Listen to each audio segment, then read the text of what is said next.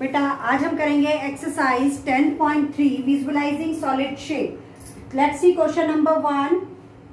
Question number 1 says can a polyhedron have four its faces, 3 triangles, 4 triangles, a square and a 4 triangles। सबसे पहले हम करते हैं part number 1। First part 3 triangles. First part में सबसे पहले कर रही हूँ 3 ट्राइंगल्स। अब इस क्वेश्चन में बच्चे वो कह रहा है कि क्या किसी पॉलीहेड्रन में 3 ट्राइंगल्स हो सकते हैं। तो बेटा सबसे पहले मैं एक बात क्लियर कर दूं कि कोई भी पॉलीहेड्रन हो तो मिनिमम जिसमें हमें सबसे कम फेसेस रिक्वायर्ड होते हैं वो होता है ट्राइंगुलर पिरामिड। ट्राइंगुलर पिरामिड में 4 फेसेस, यानी वो पॉलीहेड्रन जिसमें मिनिमम फेसेस, सबसे मिनिमम फेसेस कितने होते हैं यूज 4 किसमें होते हैं वो ट्राइंगुलर पिरामिड में 4 ट्राइंगल्स यूज होते हैं उसमें ट्राइंगुलर पिरामिड में। तो मिनिमम पॉलीहेड्रन होने के लिए मिनिमम 4 फेसेस चाहिए होते हैं, क्योंकि जो पॉलीहेड्रन है हमारे पास ट्राइंगुलर पिरामिड वो सब ऐसा पॉलीहेड्रन है जिसमें मिनिमम फेसेस जो है वो रिक्वायर्ड होते हैं। तो अगर मैं बात करूं 3 ट्राइंगल्स, क्या क्या 3 ट्राइंगल के फेसेस वाला पॉलीहेड्रन पॉसिबल है, तो फर्स्ट उसमें हम लिखेंगे 3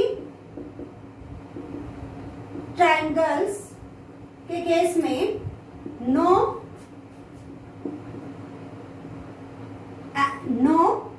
a polyhedron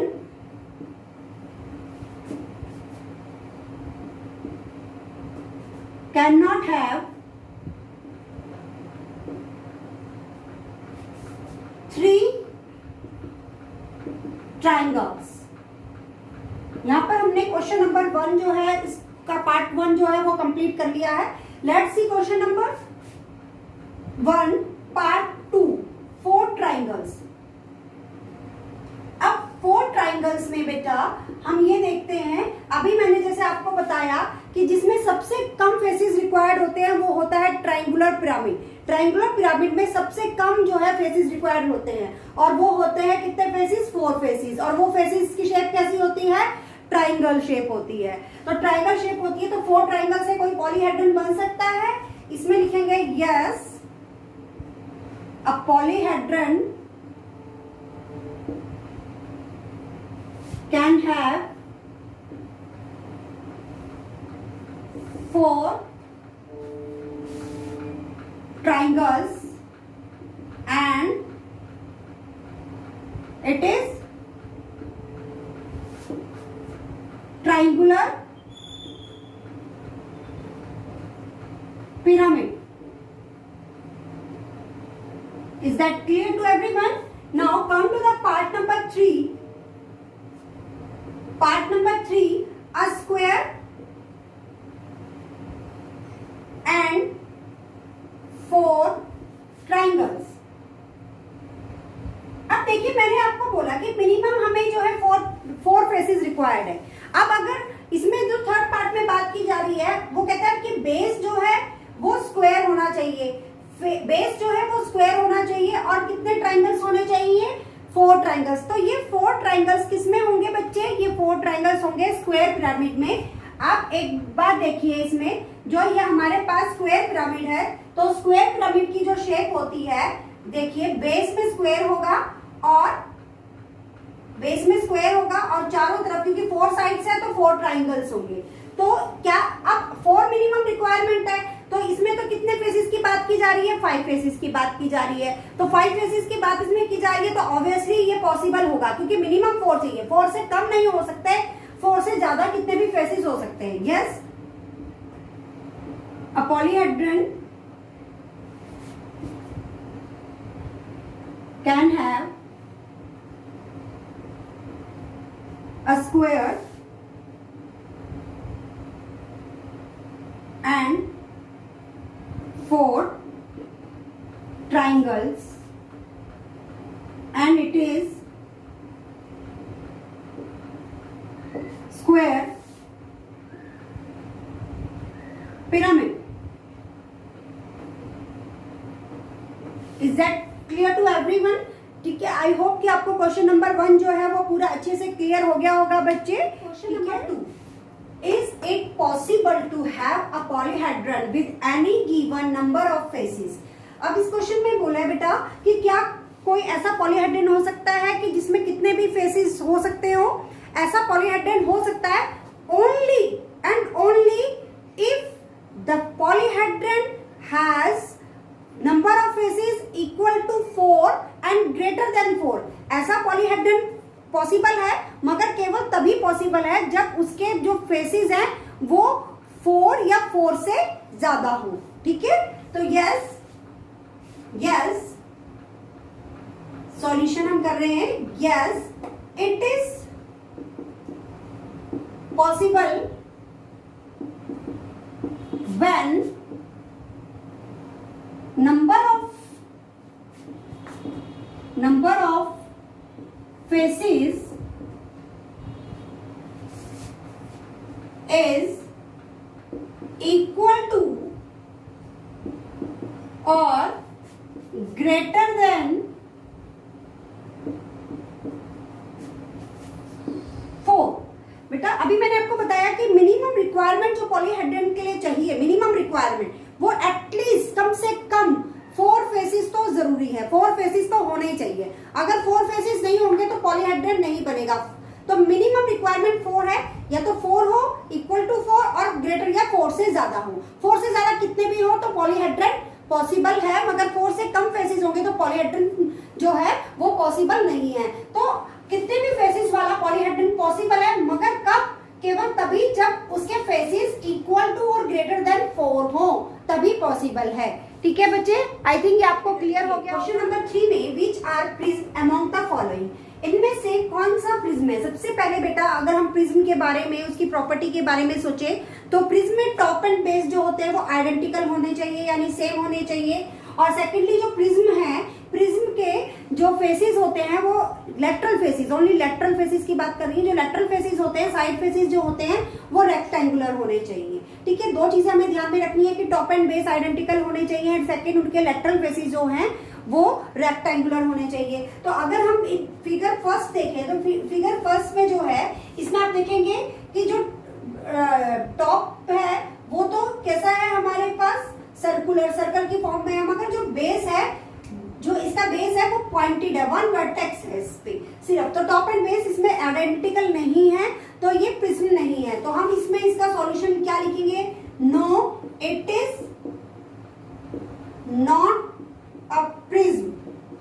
ठीक है बच्चे, अब हम आते हैं स्टूडेंट्स, देखिए क्वेश्चन नंबर 3 के पार्ट 2 में. इसमें आप देखेंगे टॉप पे जो है, जो टॉप है वो भी हमारे पास सिलेंड्रिक हेक्सागन है और जो बेस है वो भी हेक्सागन है.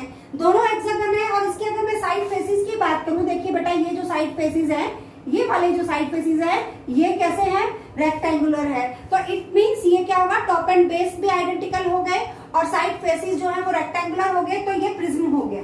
तो इसमें हम सॉल्यूशन में लिखेंगे यस इट इज प्रिज्म. अब हम देखते हैं बेटा फिगर नंबर 3 में. फिगर नंबर 3 की अगर हम बात करें तो फिगर नंबर 3 में आपको दिख रहा होगा कि टॉप पर 1 वर्टेक्स है, यानी टॉप तो है नहीं, कोई फिगर ही मतलब बेस ही नहीं है, टॉप ही नहीं है इसका, और बेस में स्क्वायर है. तो टॉप एंड बेस आइडेंटिकल नहीं हुए, तो पहली कंडीशन जो है वो सेटिस्फाइड नहीं हुई. तो इसमें हम इसके सॉल्यूशन में लिखेंगे no, it is not a prism. Now let's do the part number 4. Part number 4 में अगर हम देखें बच्चे तो इसका टॉप भी स्क्वायर है और बेस भी स्क्वायर है. टॉप एंड बेस दोनों स्क्वायर हैं. और अगर हम इसके साइड फेसेस की बात करें तो वो भी रेक्टेंगुलर है. तो यहाँ पर दोनों प्रॉपर्टी जो है वो फुलफिल हो रही है. तो ये कैसा होगा? ये प्रिज्म होगा. Yes it is prism. Clear है बेटा? यहाँ पर हमने क्वेश्चन नंबर 3 जो है वो कंप्लीट कर दिया है. फर्स्ट में हमारा आंसर है नो, सेकंड में है यस, थर्ड में नो एंड फोर्थ में यस. ठीक है बच्चे, next question number 4. How are prism and cylinder alike? Question number 4 के 2 पार्ट्स हैं. फर्स्ट पार्ट में बोला है कि प्रिज्म एंड सिलेंडर सेम कैसे हैं. हम प्रिज्म और सिलेंडर को सेम कैसे बोल सकते हैं? बेटा देखिए, प्रिज्म और सिलेंडर की बात करें तो प्रिज्म और सिलेंडर में दोनों में जो टॉप एंड बेस है दोनों आइडेंटिकल हैं, यानी सेम है. तो दोनों सेम है, तो इसलिए सिलेंडर सेम है, क्योंकि इनके टॉप एंड बेस, अगर हम टॉप एंड बेस की बात करें तो दोनों के टॉप एंड बेस आइडेंटिकल है। बिकॉज मैं यहां पर आंसर लिख रही हूं, because both are having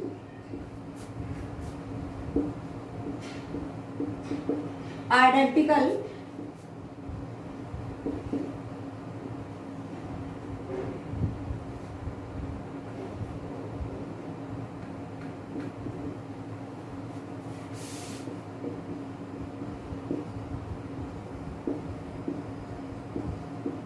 both are having identical top and base. अब now come to part number second. How are pyramids and cones alike? Pyramids and cones alike because both are having the one vertex at their top. देखो दोनों same कैसे है, क्या कहते हैं, pyramid भी और कोन भी, क्योंकि दोनों के टॉप पर एक वर्टेक्स है, सिंगल वर्टेक्स है दोनों के टॉप पे, ठीक है। तो इसलिए यहाँ पर हम आंसर में लिखेंगे because both are having one vertex at their top, क्योंकि दोनों के टॉप में एक वन वर्टेक्स है, इसलिए जो है वो दोनों सेम होंगे। तो let's do the question number 5 is a square prism same as cube. क्या स्क्वायर प्रिज्म जो है वो क्यूब हो सकता है, ठीक है। इसमें बेटा देखिए, सबसे पहले इसका कॉन्सेप्ट समझते हैं। अगर मैं स्क्वायर प्रिज्म की बात करूं तो स्क्वायर प्रिज्म का मतलब क्या होता है कि उसका टॉप एंड बेस जो है वो आइडेंटिकल होना चाहिए, यानी दोनों चीजें जो क्या हैं वो स्क्वायर होनी चाहिए। तो बेटा देखो, दोनों टॉप एंड बेस दोनों स्क्वायर होने चाहिए, ये बात आपको क्लियर हो गई। तो तभी हम उसको स्क्वायर प्रिज्म बोलेंगे, क्योंकि प्रिज्म और पिरामिड में जो हम नेमिंग करते हैं उनको उनके बेस को देख के करते हैं। तो इसलिए हमें क्या है, टॉप एंड बेस दोनों क्या चाहिए, स्क्वायर चाहिए। तो ये देखिए, मैंने यहाँ पर ये स्क्वायर प्रिज्म जो है वो ड्रॉ किया है। इस स्क्वायर प्रिज्म में टॉप भी स्क्वायर है, बेस भी स्क्वायर है। तो क्या आपको ये क्यूब नजर आ रहा है? आपको ये क्यूब नजर आ रहा है? नहीं। क्यों नहीं आ रहा?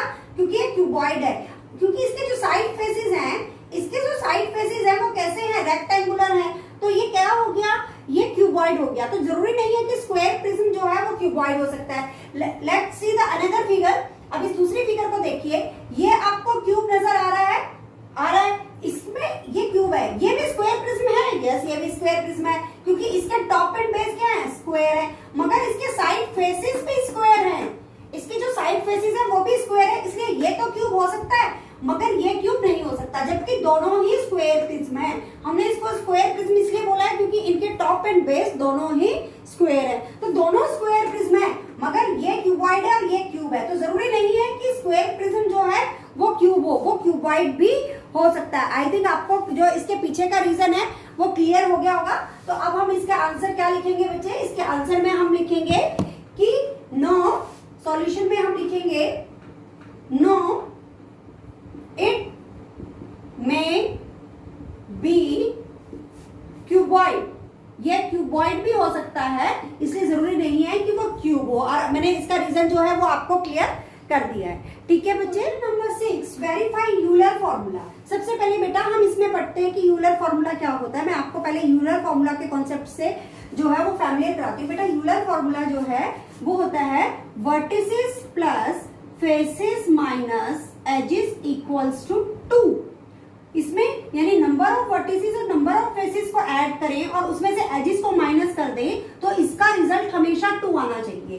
तो इनका रिजल्ट हमेशा 2 आना चाहिए। अगर 2 आएगा तो पॉलीहेड्रन होगा, और इसका रिजल्ट अगर 2 नहीं आएगा तो पॉलीहेड्रन नहीं होगा। तो कोई भी फिगर, कोई भी सॉलिड पॉलीहेड्रन है या नहीं, कोई भी सॉलिड पॉलीहेड्रन है या नहीं, वो अगर उस पर यूलर फॉर्मूला अप्लाई करता है तो वो पॉलीहेड्रन होता है, और अगर यूलर फॉर्मूला अप्लाई नहीं करता तो वो पॉलीहेड्रन नहीं होता। ठीक है बच्चे, यहाँ पर क्लियर हुआ। तो अब हम स्टार्ट करते हैं अपना फर्स्ट पॉइंट। देखिए, अब यहाँ पर देखिए, ये फिगर आपको गिवन है, ये फिगर आपको गिवन है। इस फिगर में ये पेंटागनल प्रिज्म है, पेंटागनल प्रिज्म है। सबसे पहले हम यूलर फॉर्मूला, इसमें नंबर ऑफ वर्टिसेस जो है वो काउंट कर लेते हैं। अगर हमने नंबर ऑफ वर्टिसेस देखिए, इसके नंबर ऑफ वर्टिसेस होंगे 10। अब इसमें नंबर ऑफ फेसेस हम काउंट करेंगे, इसमें नंबर ऑफ फेसेस होंगे 7। अब नंबर ऑफ एजेस अगर हम इसके काउंट करेंगे तो नंबर ऑफ एजेस होंगे 15। अब हमने लिखा यूलर फॉर्मूला,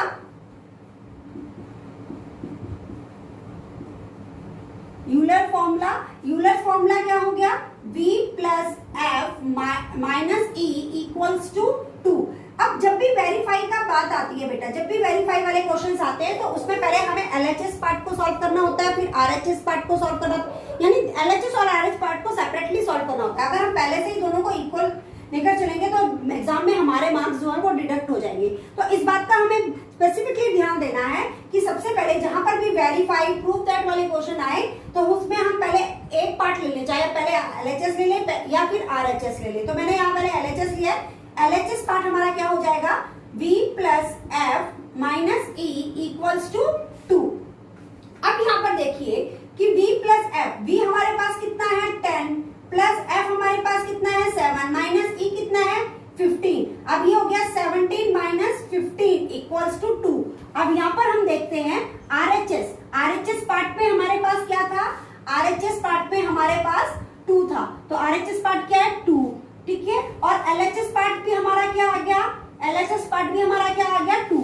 तो LHS part equals to RHS part, hence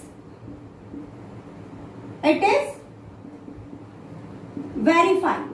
अब हमने इसको वेरीफाई कर लिया है, हमारा एलएचएस पार्ट जो है वो आरएचएस पार्ट के इक्वल आ गया है। कई बार बच्चे करते तो है, उनको आता तो है ये क्वेश्चन, मगर वो क्या करते हैं बेटा, एक कॉमन मिस्टेक करते हैं। वो कॉमन मिस्टेक क्या होती है कि वो क्या करेंगे, इसी में ही मतलब पहले से ही इक्वल टू लिखते चले जाएंगे। तो पहले तो इक्वल करते चले जाएंगे, 10 प्लस 7 माइनस 15 इक्वल्स टू 2, इसके बाद 17 माइनस 15 इक्वल्स टू 2, फिर 2 इक्वल्स टू 2।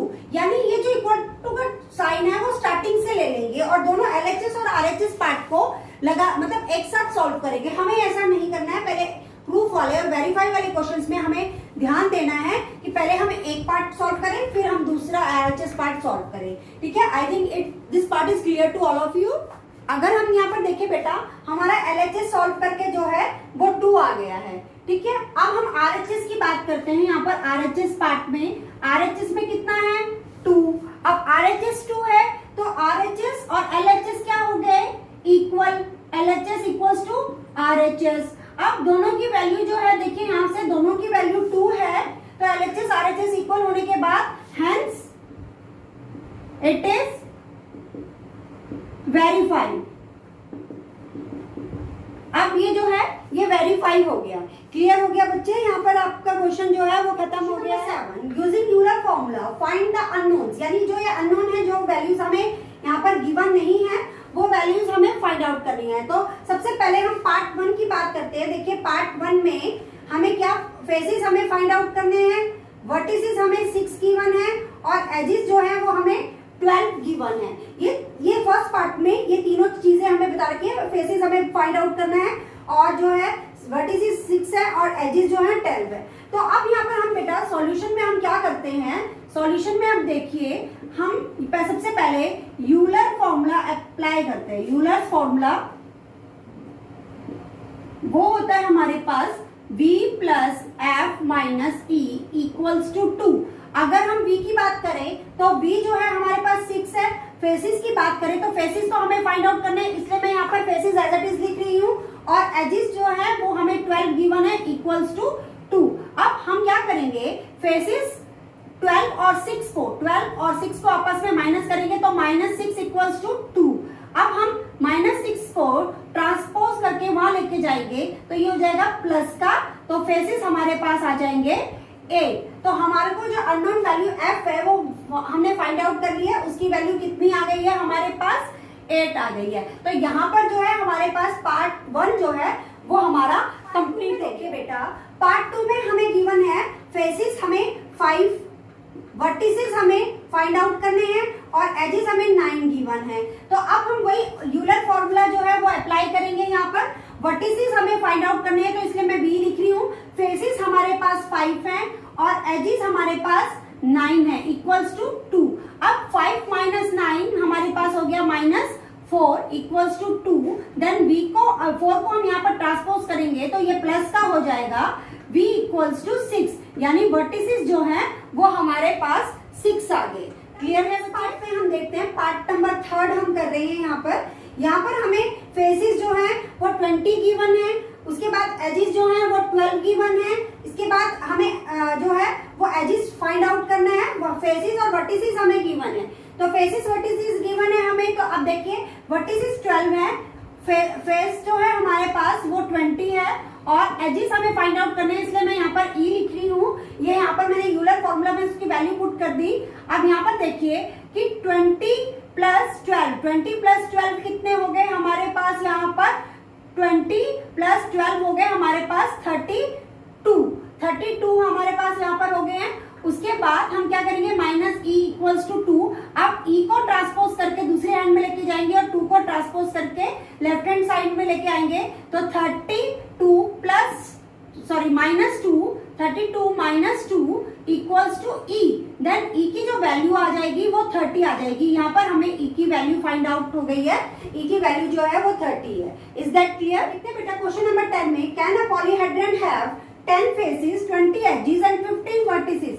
हम अब यहाँ पर देखते हैं, वो ये कहता है क्वेश्चन में कि क्या किसी पॉलीहेड्रन में 10 फेस, 20 एजेस और 15 वर्टिसेस हो सकते हैं। तो नंबर ऑफ फेसेस जो हमें गिवन है वो 10 है, नंबर ऑफ वर्टिसेस जो गिवन है वो 15 है और नंबर ऑफ एजेस जो गिवन है वो 20 है। तो क्या ये पॉलीहेड्रन हो सकता है? तो एक बार हम इसमें यूलर फॉर्मूला अप्लाई करते हैं, यूलर फॉर्मूला वेरीफाई हो जाएगा तो ये पॉलीहेड्रन होगा, अदरवाइज नहीं। तो हमारे पास जो यहाँ पर यूलर फॉर्मूला है बच्चे, मैं वो लिख रही हूँ, यूलर फॉर्मूला ये हमारे पास है v plus F minus E equals to 2। हमें वेरीफाई करना है, ध्यान रखिएगा। तो पहले मैं LHS पार्ट ले रही हूँ, v प्लस एफ माइनस ई। अब LHS पार्ट में मैं वैल्यू पुट करती हूँ, v हमारे पास 15 है, फेसेस हमारे पास 10 है और एजेस जो है हमारे पास 20 है। तो ये हमारे पास हो गया 25, ये हमारे पास आ गया प्लस करके 25 माइनस 20 और ये आया 5। अब हम RHS की बात करें तो RHS की वैल्यू कितनी गिवन है, RHS की वैल्यू है 2। अब RHS की वैल्यू 2 है, तो अब हमने देखा बेटा जो RHS की वैल्यू 2 आई और LHS की वैल्यू 5 आई, इट मींस क्या हुआ, therefore LHS not equal to RHS। अब LHS RHS के इक्वल नहीं है क्योंकि यूलर फॉर्मूला वेरीफाई नहीं हुआ, तो hence it is not a polyhedron.